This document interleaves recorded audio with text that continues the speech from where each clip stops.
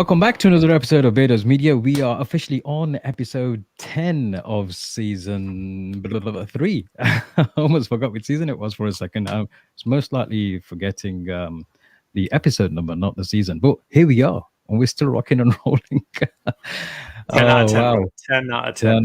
10 out of 10. So, School of Hard Knocks. Question Mm. is, I want to know, I wonder if anybody's actually been to a school that's called Hard Knocks. I hope not. If you have, we want to know. We want Although, to know. you know what? For like some kind of martial arts or boxing academy, it's a pretty sick name, though, isn't it? See, you never know. There might actually be a school of martial arts or some kind of Contact sport. There should be. contact There sport, should be. MMA, and all that called a School of Hard Knocks. I reckon there would be. I'd They be should have surprised if there sponsored us, isn't. man. Why are they not sponsoring us? We should have. We didn't even reach out to them for sponsorship. It is what it is. But coming to the School of Hard Knocks, question is, what do you consider as hard knocks? Hmm. For different people, it's going to mean different things, isn't it? What are hard knocks? Yeah. For some people, they may not be so hard. Some people probably shouldn't comment. You know, let's listen. We're going to censor this.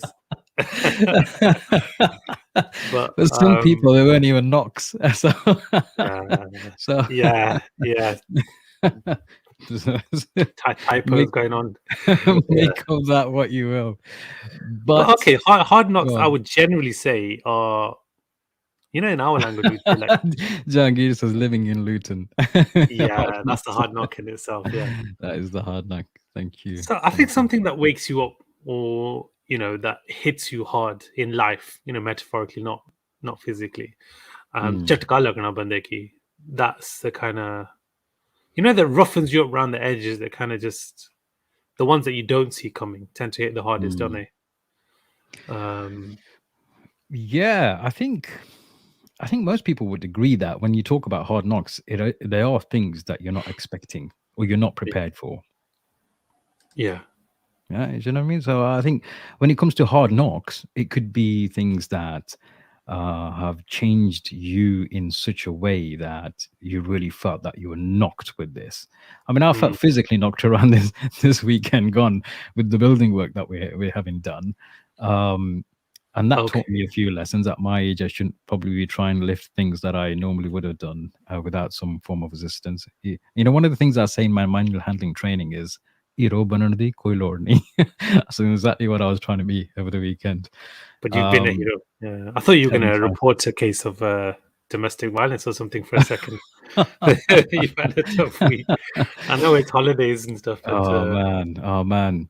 But yeah, coming back to it, I think definitely it will be things which people have probably not been prepared for. Otherwise, I mean, you know what? I'm thinking about the most toughest of scenarios. Let's say coping with death, because that can knock people in so many different ways. And I'm thinking there are people who have known that someone is about to go, but it still knocks you. Do you know what I mean? So yeah, we've had a lot of those instances. Yeah, go on. And maybe 10 times more when it's unexpected, you know, when you don't see it coming. But I think, you know, with the school of hard knocks, or with the, you know, the way that the phrase goes and the way it's probably most often used is when you're growing up, and that doesn't necessarily mean, you know, as an infant or as a young child or as a teenager, because it's growing up through life, you know, and that pretty much it's endless, isn't it?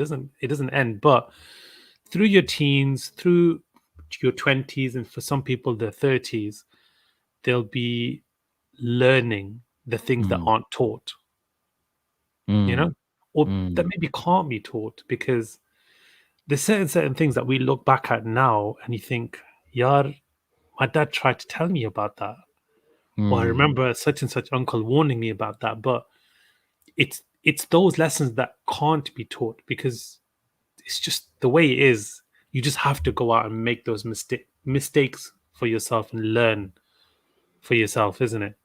And I think everybody's going to have certain examples that they can, that their mind will go back to straight away, and they'll be like, someone did actually tell me about this. I think it's not just mistakes, though. I think No. in life we're put into different situations where we just have to, fight or flight situations. Where you just have to. You've got no Yeah. choice. You've got to do something, and Mm, that's when you decide consciously or even subconsciously. I'm going to go through this. I'm going to fight through this, or I'm going to, let it beat me down. So mm. these are the situations. Jangir says mistakes put you back. Oh, Assalamu alaikum, Abu Musa. Oh, Abu Musa, he's I don't know whether you know him. Salam. Yes. By the way, I could also be technically Abu Musa. I have a son called Musa. Oh, mashallah. Snap. Yeah, we go through different circumstances and situations in life where we are put into situations where you have to make that choice for yourself. It could be because of the areas you live in and the challenges surrounding you within those areas, geographically, environment, those Mm, kind of things. It could be family circumstances which knock people off for different things, like a death in the family, like a breakup in your parents' marriage, mm, or stuff like that. It mm, could be that you've not been afforded the best, or you've not found yourself in a position where you have certain amenities or luxuries in life which maybe other people do, and you've got to make the best of what little you may have. So mm. there are loads of different circumstances in which you may feel that uh, this is um, this is a tough life. These there are hard knocks that I've got to work through. Is you know I'm just waiting for you to say it wrong, just once. You're, I'm going to you're be very tempting conscious fate, about bro. this. You're tempting I'm, fate. gonna- I'm Okay, gonna be very but conscious about this. as you God, described it, and you yeah, described local, amenities and neighborhoods and everything else, did you picture the Fresh Prince of Bel Air in your mind at any time? yeah, yeah, yeah, It's yeah. natural, isn't it? It's one of those things. It's But yeah, it's the era we come from, isn't it? Yeah. one thing I always question is, do you think a lot of people play on that? Like it's kind of I think some exaggerated people do. in a sense. I think some people do. I mean, look, I have seen good examples and bad examples of people coming from the same areas. Yeah. Yeah. So some people who have made the most of what little they had to progress in life, whereas Mm, within the same community, you'll have some people who used the negative surrounding them as an excuse not to try. mm, Do you get it? So there are yeah. good and bad examples. Now, obviously, some of this is going to come down to attitude. Some of this is going to come down to aptitude, um, Mm, which will then determine your altitude. Zig Ziglar, yeah, I have to get that in. no. Jeez. Yeah, it's worth listening to. But yeah, it all depends on the person's own mindset. I have Mm, seen people from certain areas who you could make an argument that they are probably the most rundown areas of certain towns or cities, mm, and they've produced very successful. When I say successful, I've got to use that term very carefully because different things well, different people would describe success in different ways. But if we mm, think from a commercial academic perspective and career, we're thinking, let's just, as hypothetical, if you think that is successful, then yes, they've reached, like, directorship, CEO level of very high posts within corporate organizations. And in the same area, you've had people who, of the same age group, have completely wasted their lives. So mm. it depends on what your motive. I guess the question then is what your motivation is. What determines whether you are going to fight, or flight? Which way you're going to go? What will determine that? See, I've always wondered, if you're brought up in a, I don't know if we can call it like a deprived area or a deprived neighborhood, Mm, um, naturally you'd assume that there'd be a little bit more fight in you, but that that sort of drive, that passion, that kind of desire to be better, live better, and achieve more would be on an increase. So when people talk about, it's a rough neighborhood, everyone's out here selling drugs and committing crime, and you're just like, I'm struggling to put two and two together. I know it happens. I know what happens, but then, you know, that could be said about even the nicer areas. But what is it? Like, what's the reason that there's maybe more crime or more drugs or more, you know, um, illicit, illegal sort of activity in the rundown areas? Or is that because, is that the us ourselves that are growing up on that street and just thinking we've got no other option? Or is it people from out coming in because that's just the dark rundown area and you feel like you can get away with more there? You know, Or it's cheaper to live if there yeah, maybe because it's of cheaper to those. live there. It's a vicious circle, isn't it? It's a It vicious is circle. it is a vicious circle, but if you're in a deprived area, let's say you've grown up with less, yeah, Mm, mm, surely you're gonna want to achieve more, isn't it? You've got more of a, and this, this was actually now I've just had a flashback in GCSE Urdu. This was mm, the question that my Urdu teacher asked me. You mm, know, who's more motivated, somebody from a poorer household or somebody from a well-off household? mm. Now, How obviously, I did don't. he go I on? Say it in can't. Urdu. For the life of me, I can't remember. I know I got a half decent grade for it, but even then, I remember as a 15-year-old, my explanation was that, look, somebody who's been through the struggle, or somebody that's been, not had all the nice things in life, are gonna have, are gonna try harder to achieve these things. Whereas someone who's got a very easy and comfortable life may struggle to find their motivation to do well or revise I'm not hard for sure. I'm not sure exams. that's. I'm not sure I would agree with that, and I'll tell you why. Those people who have a lot, I mean, you can get them in two batches as well. You'll have some Mm, who, because they've got everything, they're comfortable. They might not want to try so hard. But on mm, the other hand, you may have some who have this status complex, and they've got to outperform their neighbors, their relatives, their business associates, and all those other people, mm, and they have to further themselves for those reasons. So you have some people who have this very competitive streak in them, who have to outperform everybody else, and you get that within both regions. I mean, both areas. You get that within the more affluent community, as mm. well as the not so affluent community. There was a joke we used to tell, between us. We used to have a bit of laugh because back in the day, I remember when I used to do door to door sales after straight after university, right? We Mm, used to visit some of the most rough council estates of Britain. When I say Britain, I mean Britain. Manchester and Moss Side, and I've knocked doors there, cold calling, and we used to have this joke about how you'd go into some of the rough areas, and you'll find some of the biggest TVs and the latest tech in those houses are in we talking comparison. Liverpool now? It doesn't matter where you take it. It doesn't matter where you take it. Yeah. But surprisingly, those people who are living off uh, benefits, supposedly, Mm, still have this streak about. Well, this is a competitive nature, isn't it? You've got to have the mm, bigger TV from within your community, or your neighbors, or your relatives. mm, Jake says Bradford. Philippa says, "What about intrinsic and extrinsic motivation?"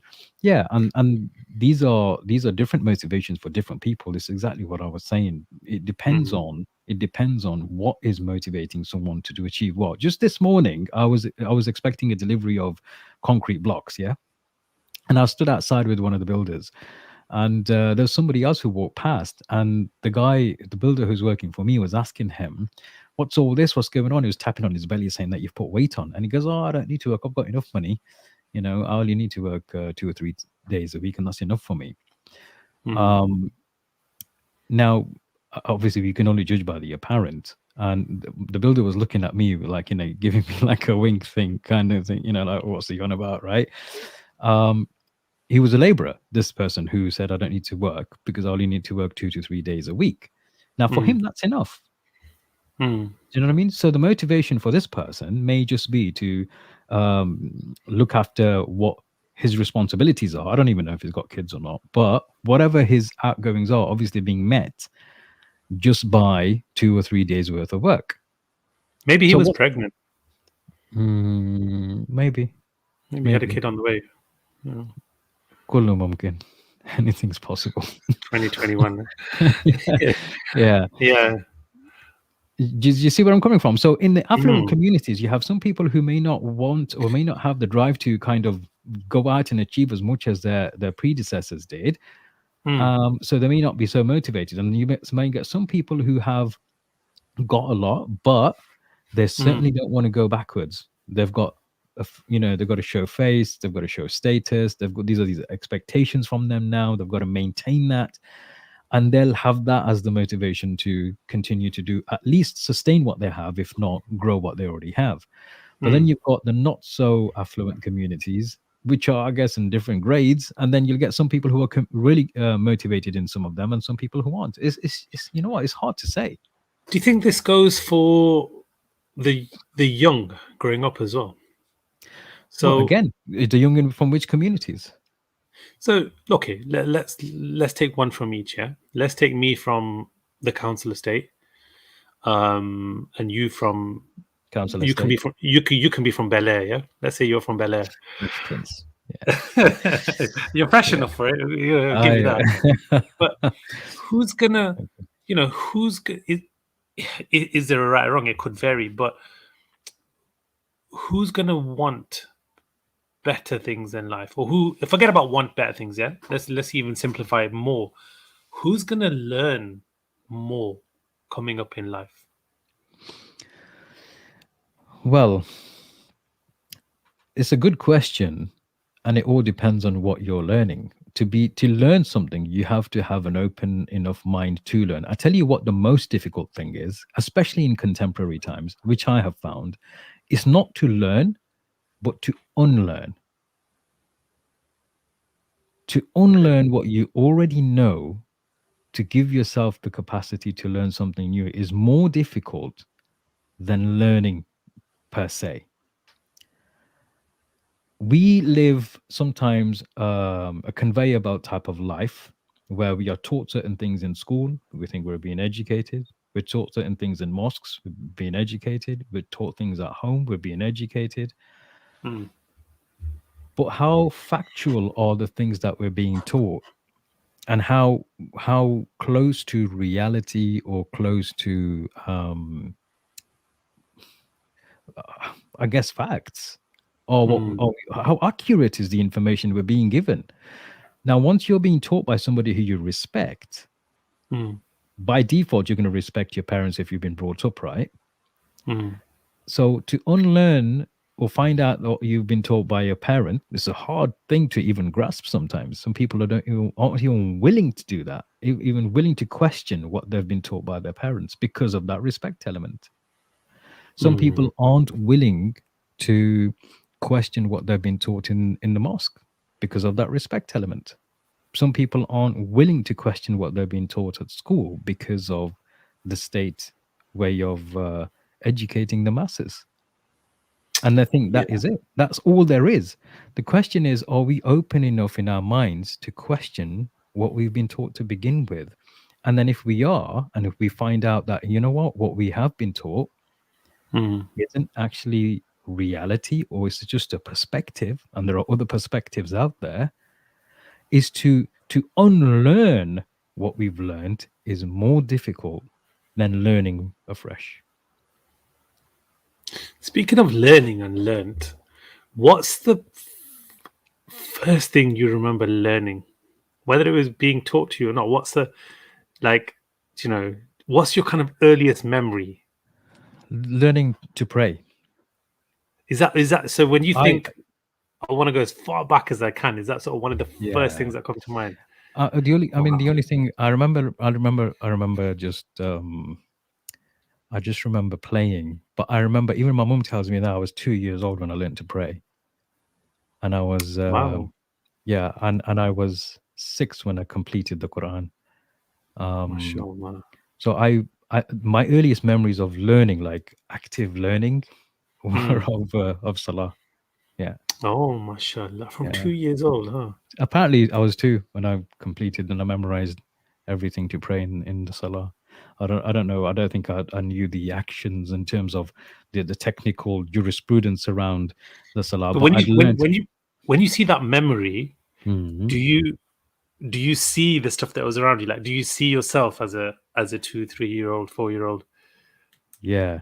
You know, there's a term called, I think it's sonder, Sonder. I'm just writing it on a paper to see if it looks right. It might be that word. It's a relatively new word in linguistics. And basically, it's something, it's viewing yourself as a character Hmm. and everybody else around you as secondary characters. You're the prime character in a story. So it's viewing yourself as a character. Now you questioned me and you asked me that question.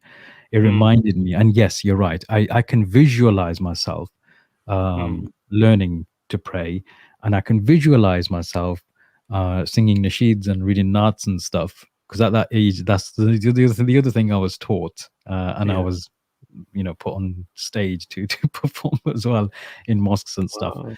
So yeah, those, and I remember going to Pakistan for the first time. I think 5 or 6 years old, and Hmm. everybody just wanted to just kind of test me. Let's see this boy Yeah. from England, see if he's in touch with his culture and religion. Yeah, Wow. You must have hit yeah, it out of the park, man, because even in Pakistan, for as a 5 year old, you're not expected to know that. In yeah. fact, isn't five more or less the sort of time where you start to learn those things, isn't it? 4 or 5, Usually, yeah. even six sometimes. My cousin who passed away just a couple of months ago. Yeah. Even now, when I used to go to visit Pakistan, but as early as the year before last year. Last year was COVID. Even then, even now, he would have remembered the words to the nats that I used to read, and every time I spoke to him, he used to remind me of them. So Mm, it was obviously a lasting impression that he had. He had vivid memories of my visit and what we were learning. But yeah, to answer your question, the crazy. first things that I remember learning were Mm, the salah. But that's our household. That's the way our household is, and that's how we were brought mm. up. And different people, I appreciate, are brought up learning different things. So different. Mine was complete. You know what? Now that you mentioned going Pakistan when you were 5 or 6, I think I was in Pakistan also. I might have been 4 or 5, so around that age, about the Hmm. same age. Now, one of my earliest memories is that I learned to let go of the rope that is tied to a goat that is running away in a field.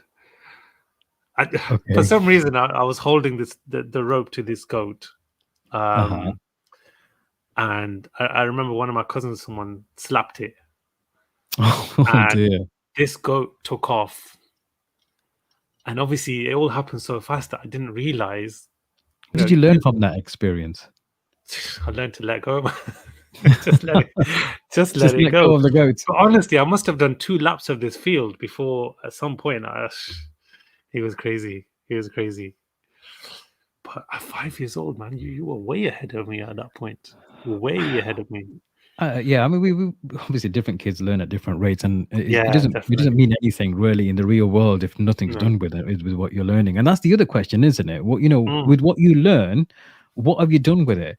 Some people go through hard knocks and they've not learned anything. mm. Do you know what I mean? They go through hard knocks. They've understood what the outcome of certain knocks are, but they've not learned anything.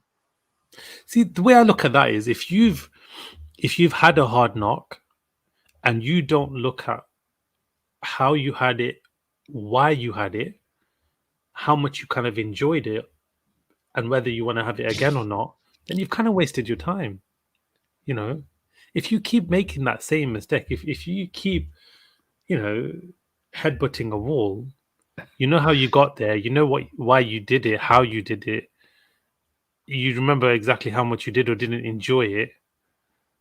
And if all of the question answers to those are negative, like, you shouldn't have been there, you didn't want to do that, you didn't enjoy it, why would you go through that again? Why would you let it happen again?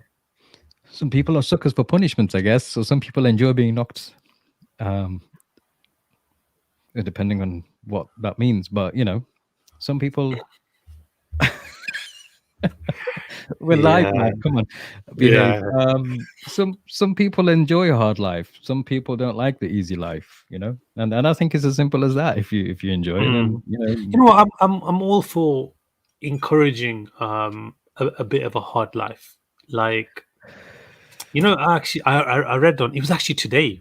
Somebody commented on somebody posted on social media that um they were they were really disgusted by this man, or I think it was one of these coaches, whether it's a life coach or some kind of counselor or NLP, something. Yeah, I don't know exactly what they do, but okay, I've got them on wasn't talking about me, Facebook. um, and they said they couldn't believe what they heard, that they were speaking to this man, and in conversation it came up that he wanted his kids to struggle, struggle Hmm. and suffer. I think suffer. I didn't quite understand, but and there was a lot of women commenting that, oh, that's disgusting and what an idiot, and this, and there wasn't even one person to take his side or even to try and understand where he came from, which got me thinking. I thought, okay, maybe not the suffer bit of it, but like that could quite easily be something I would say. You know, Hmm. I'm not worried about my kids seeing a bit of struggle or learning a little bit of the hard way, or taking a few knocks, because I know from my own experience, me telling them that if you, I don't know, if you stick your finger in the plug, or on in the gas cooker or whatever, that's going to hurt, or that's going to burn, or you know The um seed has to crack for it to grow. yeah, yeah, you've just summed And up my whole thing. should have told me earlier. I would have done it I'll, earlier. I'll, I should have I'll saved it. shoot off and we'll What, just log off 7 minutes or now. something, man? Come on, no, but you're right. You're right. The thing is, I think I'm the same. I some people give their children everything, no questions asked. If they've got it, they say, "Look, we didn't have this when we were younger, so I don't want my kids to suffer for not having it." Well, it's not suffering for not having it. You got No. to sometimes earn your keep, you earn your way around. Yeah, Mm, there has to be a balance. You don't make your children suffer, but you make them as comfortable as you can with a balance, so that you're teaching them there are some things in life that need to be earned, and mm, not everything comes easily. um you can treat children with gifts as an exception, but mm, then don't make it so regular that they get used to that kind of life. I mean, what about these kids who have got like expensive mobile phones? My mm, eldest is 13. It's only until he started secondary school that I gave him a phone, and even then it didn't have internet access. It was just for emergencies, to call me if need be, or call home. mm, There was no like social media activities or anything like that. It's only recently he's become a bit more entrepreneurial, and he started selling cases for AirPods and stuff like that. mm, And he's needed internet access to keep up with the orders and stuff. So I've allowed him to do that. But even then, you've got to keep a balance. You don't buy them mm. the latest iPhone or the latest Samsung, even though you might have one. But you show them, look, if you're earning it, I don't. uh, if you're earning it, then you can treat yourself. But there's another lesson that he learns quite early on his little entrepreneurial journey, which he started, is that when you've sold your goods, you don't just spend and splash out on things that you want, like a football kit or trainers. You Mm, reinvest it. And these mm, are early lessons that he's being taught, and he's only 13. You know what I mean? And but I'm thinking, let him spend it. Then he'll realize he'll have to save for longer before he can reinvest it in new products before he can sell them. mm, These are important lessons, but they have to be done with encouragement. They have to be done with some motivation. They have to be done in an educational way, rather than do this and do that in a directive way. And this is one of the other issues, isn't it? When we go through schools of hard knocks, oftentimes people say, "I wish I had certain people around me to help me," and why aren't people helping me, or why aren't people around to help people in general? mm, I didn't have my dad. I lost my dad when I was 14. I didn't have many people around me who I could consider, okay, I can approach this person and there will be like that. They will, bridge that gap. Nobody bridged that gap for me. Mm, Um, I get asked to do talks in schools for, hard to reach communities or kids who have been expelled at school or have had, been getting up to all sorts and some of these rough schools, some good schools and some rough schools to motivate them. And one of the things that I've been asked to do repeatedly is to share my journey because of the area that I come from mm, and the things that I do in work because they can relate to that. Some of these kids who are in those kinds of areas, they can relate to that. You know, uh, mm, Majid from X school or this street ended up doing X, Y, and Z or ABC. They can relate to that. If you can't relate to that, you can't be relatable with kids either. You're not going to be able to motivate them very much. This is the other mm, thing because oftentimes you'll find, it's something like you mentioned earlier. What is it that actually motivates people? Different things motivate different people. Some people mm, like to just tell others what to do. There's a Punjabi saying, Lord, da raah sare das din karaya koi nahi dinda. So everybody wants to reach a certain way, but they're not willing to invest or show you the mm, way themselves. And this is the problem. And mm, we don't have those role models within every community because I've seen some really affluent communities, but they're so detached from the deen. It's unbelievable.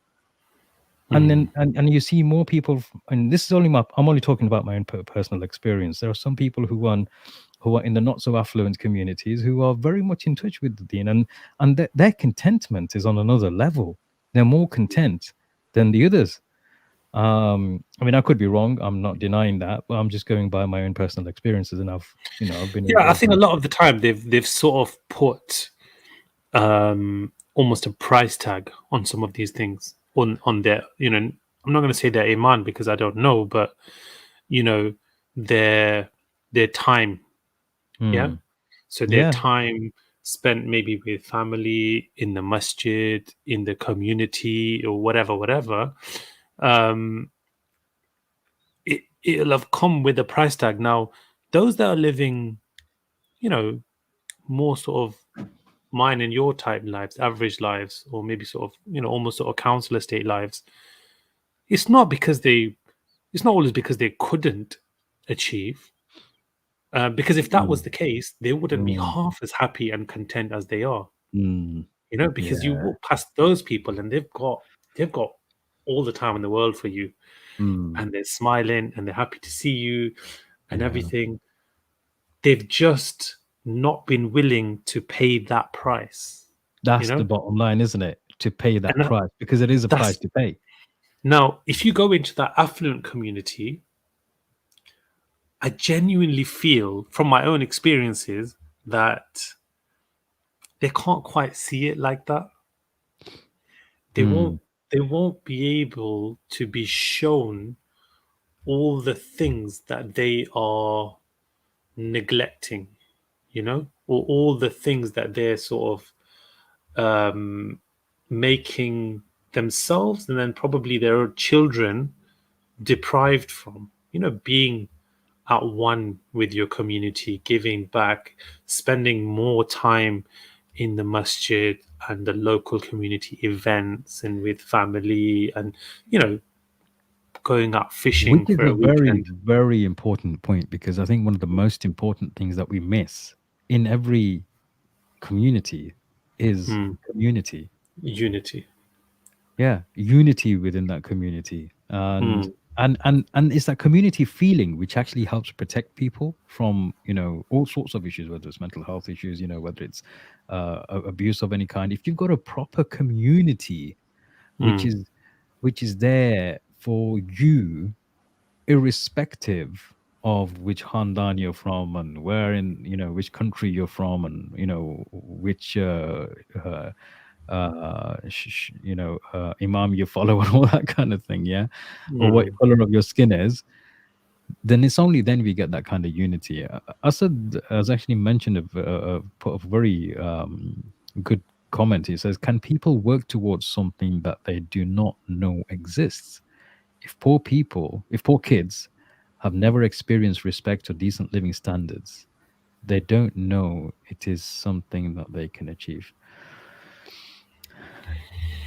No, I don't think there's very many people at all, particularly in poorer or deprived communities, that grow up unaware of these things, respect or decent living, because they'll definitely see it. They'll see it more than those in affluent communities. Look, things like respect, and some of the little luxuries in life will be known by those that are slightly worse off. They just won't have it. Whereas those in the upper communities, they're probably more likely to be oblivious to it, especially the kids growing up, because it's just taken for granted. They're not there. They just don't know. They don't know any other way. Hmm. Um, can you work towards something that you don't know exists? I think that's a good question. But in this context, I don't think that there's You're anybody that's not questioning aware. whether, yeah, it depends on who you are and what kind of household you're in. Some Mm, people are very, very sheltered in what they're being exposed to about the outside world in case they find mm, out the truth. mm, Unless they, until, in case they try to, in case they try to explore things. mm, Thank you, Salefa. Tazim says it can also have a knock-on effect depending on the mentality of the community too. Yeah, obviously. Now, this is the thing, isn't it? When you've got close-knit communities, sometimes they're not always conducive to positive outcomes or safe. Like a safe feeling around some people because they can cause more harm than good at times, isn't it? mm, It's interesting though because you have people who proclaim or claim to follow a certain ideology, and usually some of those are the ones that are of the ones who are holding you back, and because they become so judgmental. mm. It's sad. I think It's sad. this is where teachers play their part, and when I say teachers, I'm not just talking about your form tutor or your school teacher or your maths or science teacher, but your parents, Mm. um, uncles and aunties, your neighbors, the local shopkeeper. These are all teachers because Yeah, we're learning from everyone. we learn, and we probably learn more from the local shopkeeper or the local grocer or the people that we see outside of school than we do Mm. in, because Mm. inside school it's a very specific, focused, channeled learning, isn't it? Mm. Whereas what you learn from the Well, it's local shop, academic, isn't it?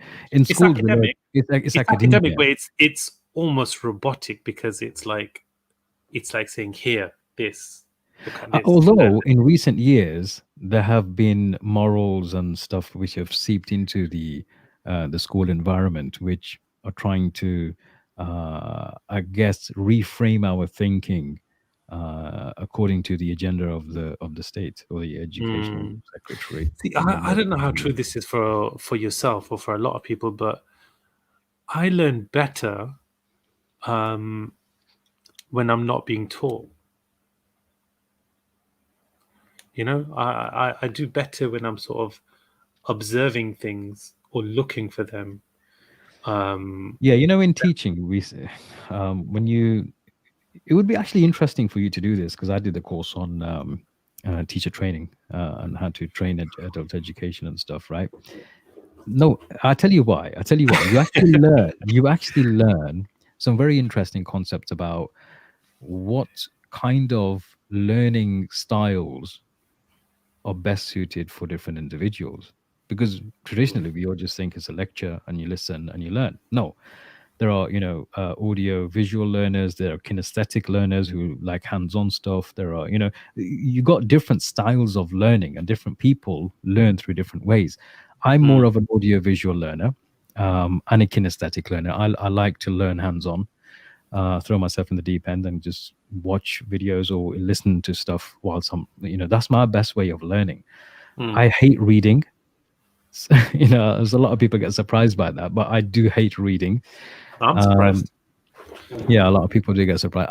I don't like reading at all. I've always been a slow reader as well. That's another thing people get surprised with. I consider myself to be a slow reader in comparison to a lot of people.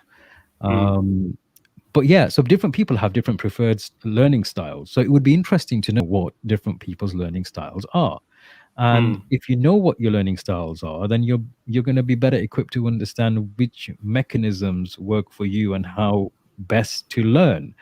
And mm, it's amazing, isn't it? We don't do these kind of tests, or we don't try and find out how people learn best in a class of 30. We just adopt the same learning styles, or teaching styles sometimes, mm. across the board, unless the teacher's quite astute, and then they'll pick up that this kid actually learns better this way. Let's try something slightly different. But then it's a lot of effort, and who's going to go through all that effort? You know. It's a lot But of even effort and then, it's difficult because if you've got 30, sometimes 30 plus children, mm, and you've got, is it 30 something weeks, isn't it? In an academic yeah, year before they move on to change of teacher and everything. mm. So, yeah, you know what? The more we think about school and academia and academic route, it really needs an overhaul. It The question massively is, needs an overhaul. how, you know, I mean, again, my relatives, they've obviously, you get this kind of mentality, don't you? You got to go to school, you got to go to college, you got to go to university. You know, I was one of the Mm, first people to go to university within my relatives, and me and my sister were. And it's there's this big thing about it. I mean, yes, I've got a law degree. Yes, I've done postgraduate courses. Yes, I've done project management, all these kind of things. But I tell you what, even then, I would say it's not mm, the be all and the end all. I've already said to my kids, I said, look, you know what? If university isn't the route for you, don't mm, push yourself. I'm not going to push you for it. I'll mm, encourage them to get the best form of education for, uh, a path which they want to choose, but mm, I'm not going to force them that you have to go to university, you have to get a degree, and you have to get that, all the other stuff surrounding it. That's all fluff to me. Look, one thing I've realized in life is that mm, you've got two methods of careers. You've got the academic route and you've got the commercial route. mm, Now, the academic route is mandatory, or you can say it's something that's obligatory, not even obligatory. It's a prerequisite for certain careers only. If you want to be a mm. doctor, yeah, you've got to go down the academic route. You're not going to be a GP or a surgeon or anything like that unless you've got the MBCHB. Similarly with Unless you're different, in Pakistan or unless India you're in or Pakistan, yeah, then MBBH or whatever it's called, yeah. then you could be a pilot without going to school. Yeah, yeah, exactly. Yeah, just join the PIA and give it some backhanders. So unless you're going to be a doctor, you're a dentist, or you're going to be a teacher or a lawyer, you don't have to have a degree. You don't even have to have a degree to become an accountant. You can do the ACA and the ACCAs. You can do these are the Mm, courses that you actually need. And in fact, you go and get a degree in accounts, mm. then you don't actually become a chartered An accountant. accountant Yeah. automatically, which a lot of people think you do. Mm, Similarly, there are certain careers you don't actually need a degree for. I mean, you're a classic example in my eyes of somebody who decided not to go down that route. I know you started it and then you changed your mind, and mm. mashallah, you've done really well in business. But you're very well articulate as well. In fact, your grammar is a lot better than some of the highly educated people I've seen on Facebook. And I'm not even joking. I know we have this joke about you being the grammar police, but it's because you're able to, because you understand the grammar and syntax and all that kind of thing. And so when Yeah. you cock up, I enjoy taking taking the biscuit and correcting Yeah. you and stuff, because you're so hardcore about it.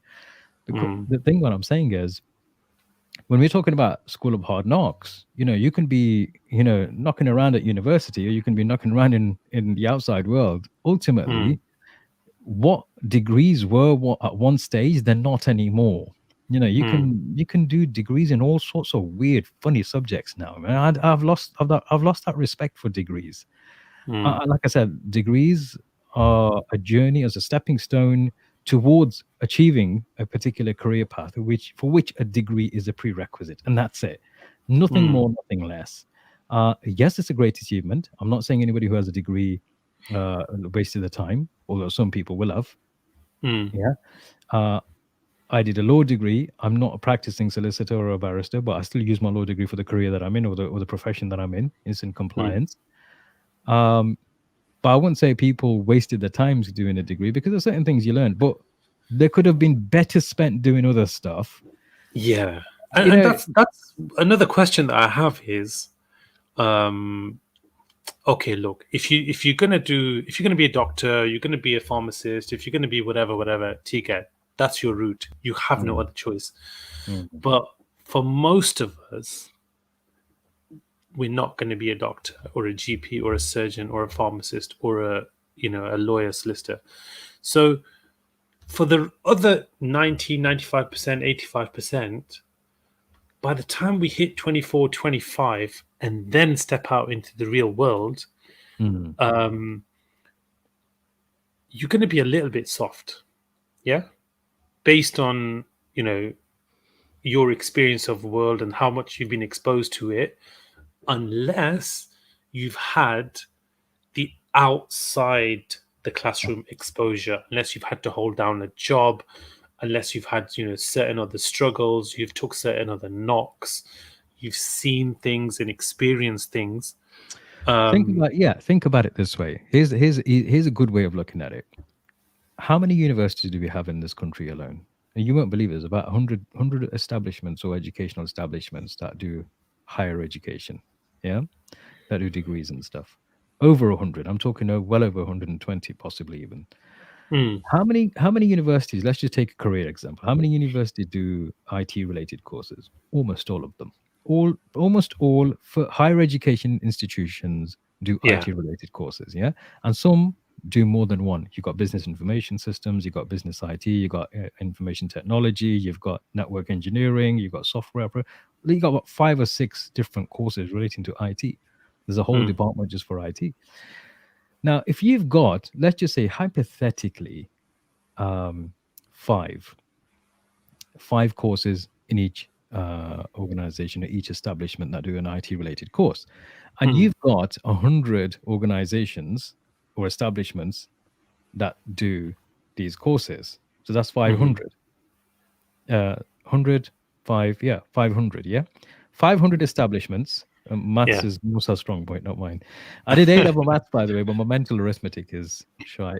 Um, So 500 establishments, all doing IT courses.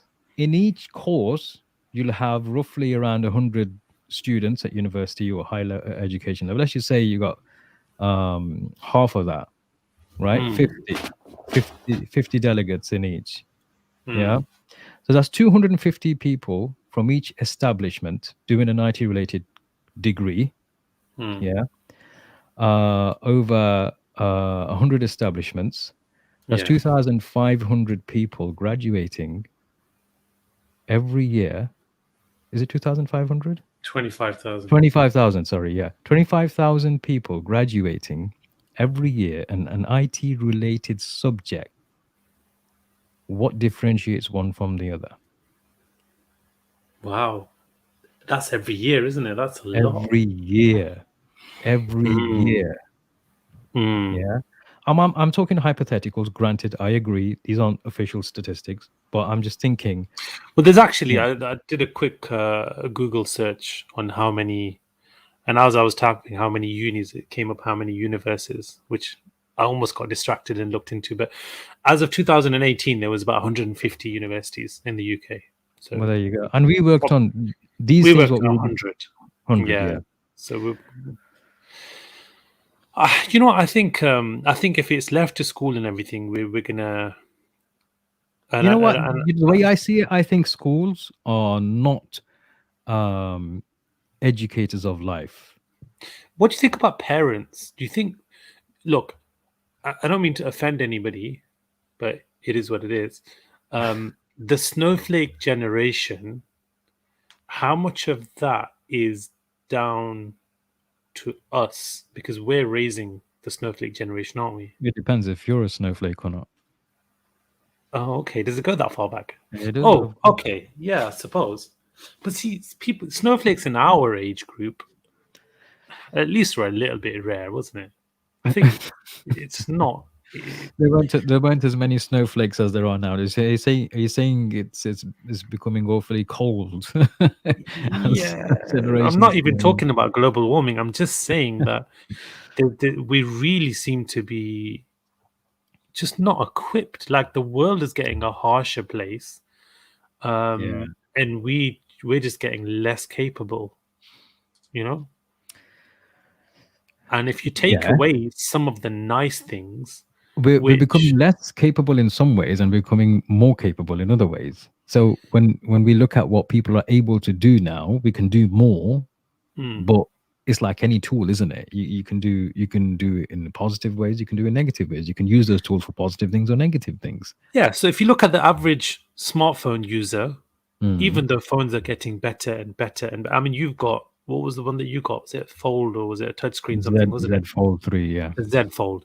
Now, we had this discussion on the group, on one of Mm. our sort of, Mm. social groups, and I was a bit confused. I'm obviously not that well educated, and I don't really know anything past WhatsApp or how to take a selfie. But you made a very good point, is that for yourself, that phone is almost a built-in office for you. Mm. There's so much going on in there. And as the phone gets better, you're there ready to take advantage of this new feature, this new function, this Mm. new software. That is not the case for most people. Mm. Technologies get improving, but if we're not up to scratch with it, then what use is that really? Do you see what I mean? True. So we're not moving as fast. In fact, we're moving slower. We're slowing down as the world is picking up pace. Technology is picking up. There's certain advancements in science and everything else. Um, Well, it's a producer consumer market, isn't it, out there? yes. They're gonna sell what sells, Yeah. and we're gonna buy what we're gonna buy. I can flower it up, and I can justify in all sorts of ways that how this phone is good for me, and I really need it, or how it can produce so many amazing things for me, and the screen opens, and I can do my spreadsheets and stuff. And the reality is, you could live without it. Yeah, it's more of a want than Mm, a need, and one that which actually does help. If you're a business person, yeah, I agree, it does help. There's things that you can do on a bigger mm. screen, you can't do on a smaller screen. But yeah, you know what, it's interesting. I'd have to remind you we're live. um it's interesting because the Your challenges eyesight's not where it used to be. the, the challenges of learning new things, or which are alien things, are Mm, I think it depends again on so many different complex things, and I'm sure the teachers will agree. There's so many complex things to take to consider when mm, we're discussing this thing. In a nutshell, though, in from a very very basic understanding, or a very basic viewpoint, a lens from which we're just observing life and people around us, because that's what we do here on Bearders Media. We have a casual conversation about some topics which people don't want to talk about, and some topics which people do think, but that they never actually yeah. bring into conversation, but in a light-hearted way. I think those people who have gone through hard knocks and have learned something from it, they will Mm, have carried those learnings into their life with so many different ways. Do I remember? I think I said this to you, didn't I? When my brother died earlier this year, it's really really weird how I actually even thought about this. But in the days that he died, because I was obviously very heavily involved in organizing everything, his getting him released from the hospital, and the bathing and the shrouding, and the everything else, I actually switched off emotionally and had to do things somewhat mechanically. And for me, I think I likened this to being in one of my previous careers, where when you're trained to go out there and sell, and you're mm, told to f off cold calling, you have to walk up to the next door smiling as smiling, if yeah. nothing had happened, and you have to switch that emotional button off. And Mm, I've realized throughout my life, since those sales days, I've navigated through life and through very, very tough situations, which mm. only in hindsight, you know what, that wasn't normal. And I've had to navigate through those situations because I've switched that emotional button off. And I've done that with people. See, now that's a perfect example, yeah? Now that's something that life taught you. Mm, Because if you hadn't have done those, that knocking on those doors and gain, mm, your supervisor, team leader could have told you that this was going to happen, mm, mm, but that wouldn't have taught you nothing. mm, You went through it, you lived through it, you took those knocks, You're obviously Mm, dusted off. Now, if you're to try and teach your kids mm. that same quality, it's not something that they can They learn have to from observe you. it. You know, there was Yeah. somebody said something to me.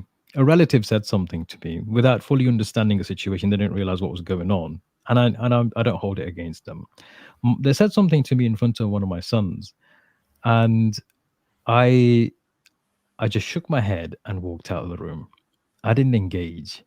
Yeah, Mm, because it was emotions were high, and there was this particular situation. Yeah, emotions were high, and my son was there, and I was quite conscious of the fact that he was also there. Um, Actually, it was a semi-conscious thing. But when I walked away, I didn't realize how much it impacted him until he came to me, you know, uh, mm, crying. He came to me crying because somebody had said something to me, and that upset him. I said, "Well, why are you crying?" You know, and they said, "Well, mm, how dare they say that to you?" And look who they are, look what they're doing, and look what you've done for them, and everything else. I go, so this is called emotional intelligence, right? So I mm, laughed it off with him, and I tried to help him understand that in life you will get through situations, or you'll come across situations where people say something to you. Maybe they don't mean it at the time because mm, emotions are high, but if you engage, you're only going to make matters worse. Now, I've walked away. Has that helped the situation, or has it made it worse? mm, And I was actually emotionally quite, charged up even then. And I was trying to educate him at the same time, saying, "Oh, am I worse? Am I? Oh, is the situation better?" And he obviously understood that it was probably a good decision to walk away than engage, even though he was upset that I didn't engage, and I could have said so many things to counter everything that they were saying at the time. But we've come through a you could have situation. brought the Punjabi out, bro. Come on. 100%, 100%. There's so much that You I could could have have took it done there. then, Yeah. and because here's the other thing. This person was older than me as well, and I Mm, wanted to kind of again. I taught my son the elements of adab, respect mm, for your elders. important. Even though Very you may be important. right, they may be wrong, for you to Mm, engage in Battamizi and in the wrong ways is not going to mm, help matters, and it's the wrong no. thing to do. And Alhamdulillah, we're totally fine today, and I Mm, knew the situation was such that they misinterpreted something, and because I happened to be the name that was mentioned, they thought I was involved in organizing something which I wasn't. And it's gone now. It's mm. done and Do you dusted. think? Do you think that's part of the reason that Okay, look. If we look at our own struggles, because our parents said the same thing to us when I was your age, when we back in our day, you know, Mm, and their examples might have been more extreme, like mm, they might not have had electricity or yeah, yeah. I've I've heating. I've lived I've lived for a year and a half without electricity. Really? Yeah, yeah. Okay. I've Now, lived that life when we didn't have electricity. mm, I was born and bred here. My uncle passed away. My father took me with him, and in the village that he came from, electricity hadn't reached there at the time. I'm talking early 80s. And okay. I consciously remember my life, and I didn't have a pen. I had chalk and a little slate and whatever, Yeah. kalam and stuff, and going to a school which was a girls' school because there were no boys' school locally either. Wow. I've lived that life. So when you talk about parents living a life where there's possibly Mm. no electricity, I've been there. I've done that. See, I actually have vivid memories and recollections of it. we've now moved on. Before it was us Oh, having light to years. hear the what we call lectures. Yeah. Yeah, Back in my day, when I was your age, we had shillings and sixpence and whatever. Yeah. yeah, yeah. Now it's us saying, but Mm. the in our day, £5, 50p was a lot of money, or all of these Yeah, different things. yeah. You 10 get asked shillings. to take 50p is you 10 get asked shillings, to isn't take it? yeah, you get asked to take the bin out or something, and it's like Yeah, it's a big drama to you. But we yeah. had to climb on the roof and like clear out the bloody gutters and stuff. We But didn't. We had to walk half a mile out, of the village just to mm, do a poo. Back in them days, I because can relate. you know I what I can mean. relate. Yeah, So you had yeah, to do that out there in the dark. Imagine that in the bloody yeah, winter. It's yeah. crazy It's true. stuff. But do you think that you know? because kids have it so easy nowadays, and the world is, getting, is it more refined or more sort of, A lot more more developed creature and everything. comforts now. Yeah, more creature comforts. Mm, If us as teachers or mm, parents um, are too savvy to fast forwarding our children to those creature comforts, and making cutting out all the kind of struggle, and some people might even call it suffering, or depriving, mm. then are we helping or are we hindering their sort of growth? It might not be either. It depends on who, your children and the other type of education you've given to them. Some things they don't Mm, need to experience in order for them to be conscious, mm. sensitive, motivated kind of kids. Yeah, You know, I think what they need to experience is going to differ. yeah. Definitely, The definition of hardship is going to be different in different eras. yeah, That's the bottom that's line, it. isn't it? And So we for have us, to yeah, remember that, because you can't parent yourselves the same way your parents parented you or their parents parented them, because they were parenting for that particular time, weren't they? But I think the fibers that kind of make it up have to be mm, carried forward. So mm, you have to be a little bit wary of how much creature comforts your kids are getting, and sure, how easy it's falling in their lap.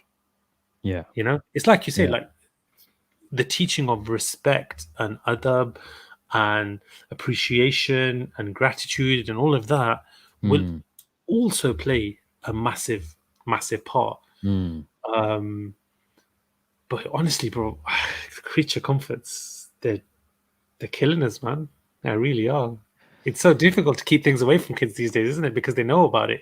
I think Mate, it's someone difficult mentioned to keep this. things away from me. I love my tech. Do you know what I mean? I love my tech. I like different gadgets, and you've seen me get excited about different tablets or whatever and stuff. Because it's Yeah. an interest that I have, and I enjoy these things.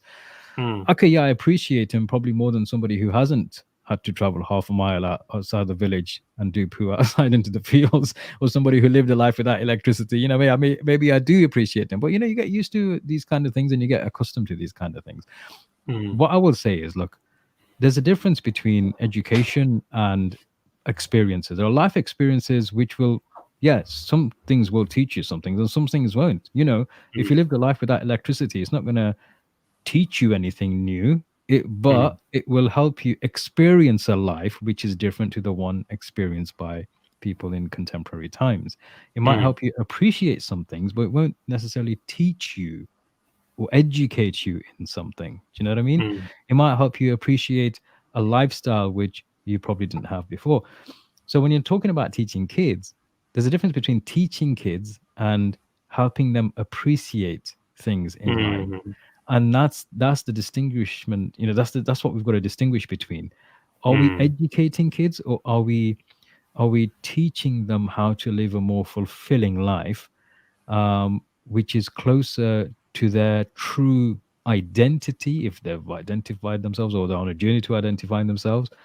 mm, It can get really deep. It can get really deep. But I think, if anything, as a takeaway, because I appreciate we've gone over the hour, as a takeaway, I think, if anything, if we were to teach the new generation, whether it's your kids or your nieces and nephews, is the ability to question things, mm, unlearn things to learn new things. And once you teach them that, you help them start their journey into self identification. And then, mm. if you can help pave the way for that and let them find their own way, because if you're gonna prod them into certain ways, you're not really letting them, find their own way. That's what I would say, anyway. No, I agree with that. I think that's a very good point. You have to let them maybe sort of fall off the bike a little bit, maybe Yeah, graze get their some knee, or raise the knees, get some scratches. Yeah, yeah, it's not a bad thing for in terms of growth and learning, and for their, you know for building them in a sense. yeah, yeah. It's a good thing, but What a topic, man. It's so many more thoughts coming to mind now Yeah, same here. after And the I'm hour just mark hits. But after the hour markets. Yeah, I think my final thoughts on it, not that you asked, but I'm going to give them anyway. go for it. Go for it. I think I need to eat some badam to get some of these. I think Work. those that go through a rougher school, and by school I mean life, Hmm. uh, I think they end up more refined. You you know, they end up rough around the edges, but refined at the same time, and I think it's only a good thing if you can hold your own. Um, Having gone through the school of hard knocks, then nothing will phase you. You know, so it's not particularly a bad thing to maybe let your kids experience a little bit of the rough side. You know, don't chuck them in the ocean and expect them to come back to you. But that's my thoughts on it. Anyway, I'm a bit of a deep end person, like you said yourself.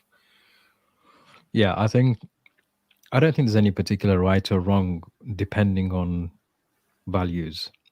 Mm, If you can, I think the more successful people are the more valuable people to their communities. If you mm, have value in your communities, whether that's within your immediate household, your extended family, or your community, then that's what I would measure success by. And obviously, with the with values comes everything else in terms of your deen and stuff. mm. So yeah, it's interesting. I think people who are rough around the edges. It reminds me of WizKid's song, which I've actually enjoy. That's good. Blessed, it's called Blessed. So Okay. anybody, yeah, Blessed by WizKid. Um, if anybody has had some of these, wa alaikum assalam, Abid, uh, if anybody has gone through those situations where they've gone through hard knocks, some of Mm, them will make it, some will it'll make some people, it'll break some people. And mm. just because you have had that kind of a life and you might be more streetwise doesn't mean to say you're any better No, or not. and I think it's important to mention learn from them. You know, knocks in any walk of life, they I think come you should to learn you from for a reason. everybody, They come as not just lessons. them. Yeah, I think because it's quite easy to both can resent learn them, from isn't each it? other. Yeah, absolutely, absolutely.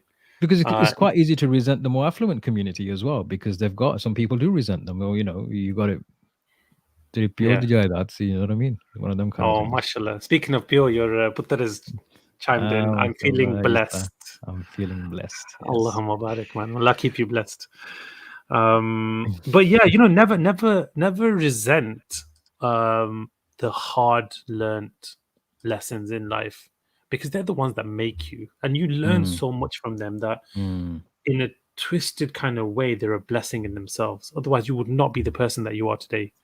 Well, the reason behind why we suffer or go through challenges in life or why we go through hard knocks is a completely whole different discussion altogether. And how to Mm, overcome that or how to compute that in your mind is a completely whole different discussion. I don't think we're going to be able to do justice of that. We've already given our not final now. pros and comments. But the reality is, there are some things in life which are in our control and there's some things Mm, which aren't. Those which are in our control, you can make the best of and the most mm, from, and you should. You owe it to yourselves, whether that's time for yourself or for anybody else, or responsibilities. People have responsibilities, and those mm, things which aren't in our control.